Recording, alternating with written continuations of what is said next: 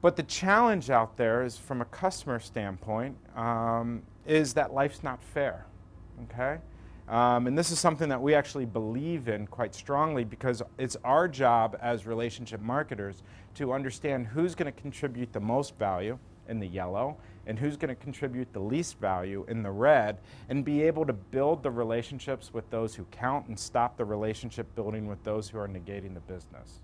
And again, by understanding who these people are, and not just who they are behaviorally, who they are from a transactional standpoint, but also who they are from a demographic, from a psychographic, and even a technographic standpoint.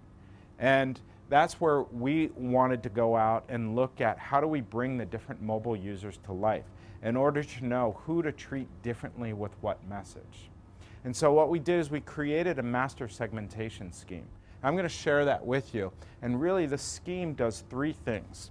It allows us to know who to target with what message and why them. It allows us to understand the expectations and limitations. And it allows us to have conversations with our clients about where to begin. Because I said about 90% of the discussions of late start with, I need an iPhone app. And that's not always the best place. So the methodology, because I have researchers and they insist I share the methodology, we developed a hypothesis, which I'll share for you in a second.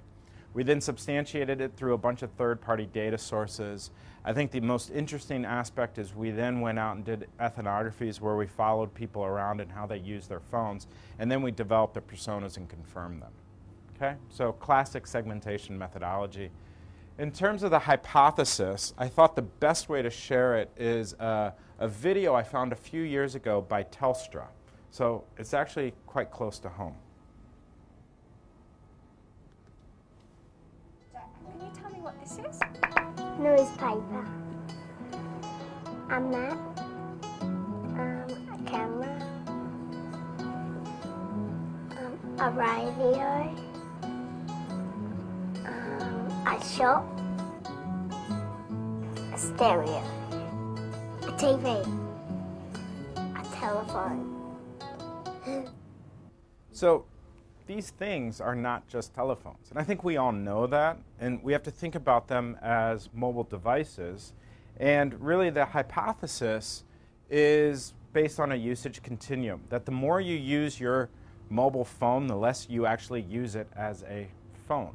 And you, in fact, start to use it for more of the technology that's on the device itself, so that you can begin to message, browse, and download. And it's usually in that progression, and we'll share that as we go through the segments.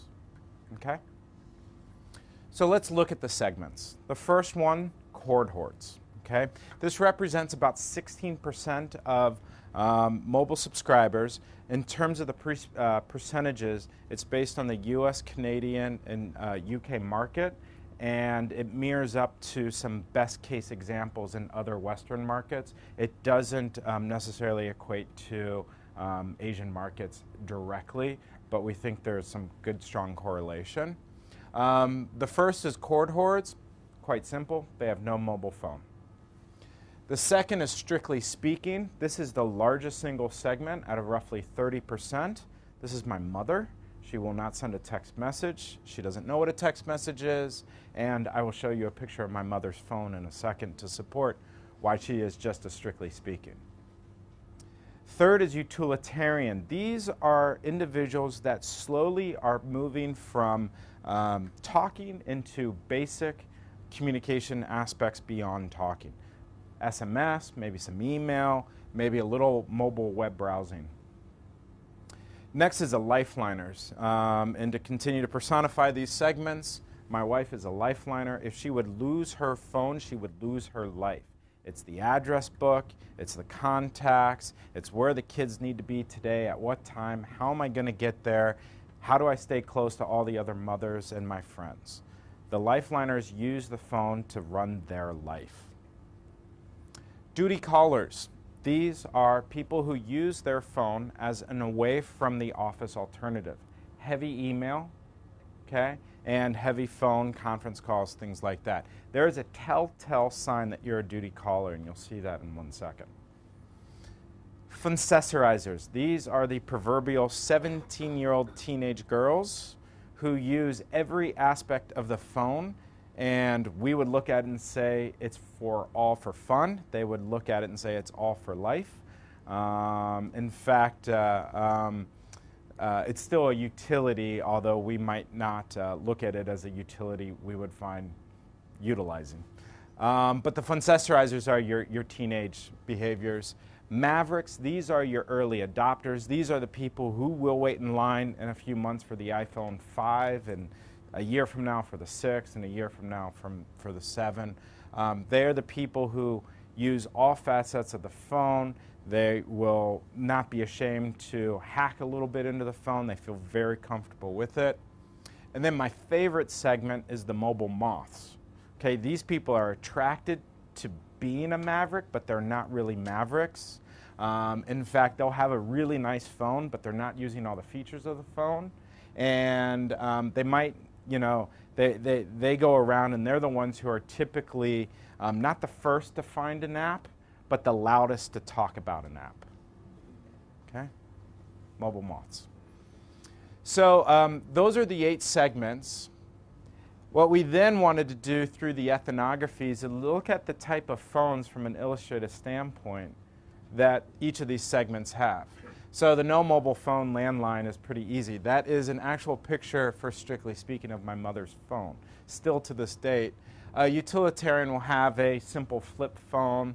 The Lifeliner, some type of, you know, keyboard, tactile phone. The duty callers, I said there's a telltale sign of a duty caller. How many people carry 2 cell phones? You're a duty caller.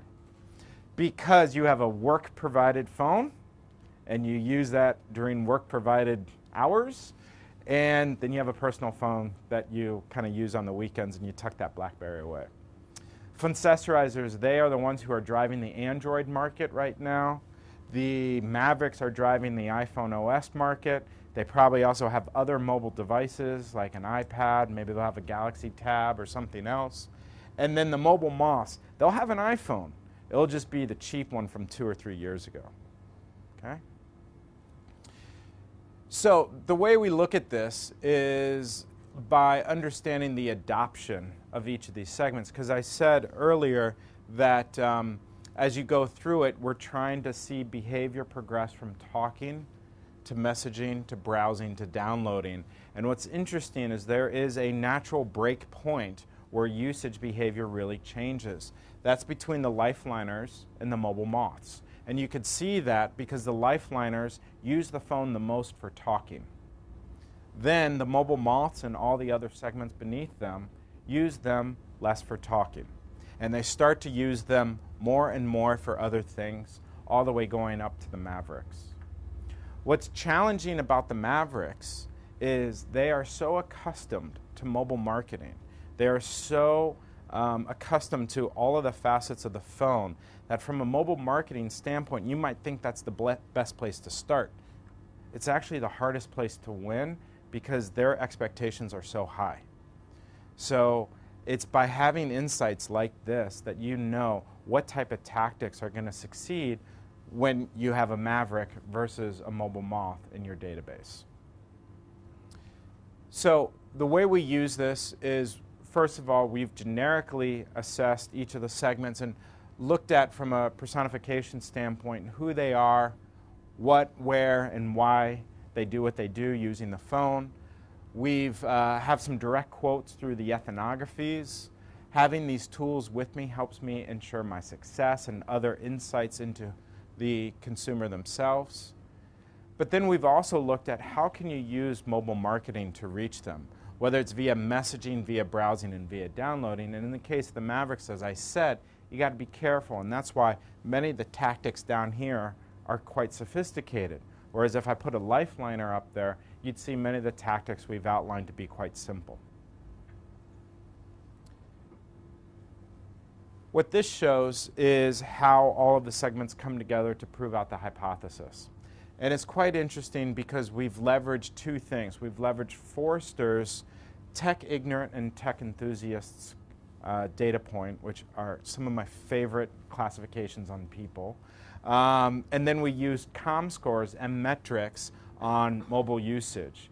And you can see when we plot people based on their tech appreciation and their mobile usage, you can start to see the segmentation play out with the Hoards all the way at the bottom and the Mavericks and the Funcessorizers always at the top.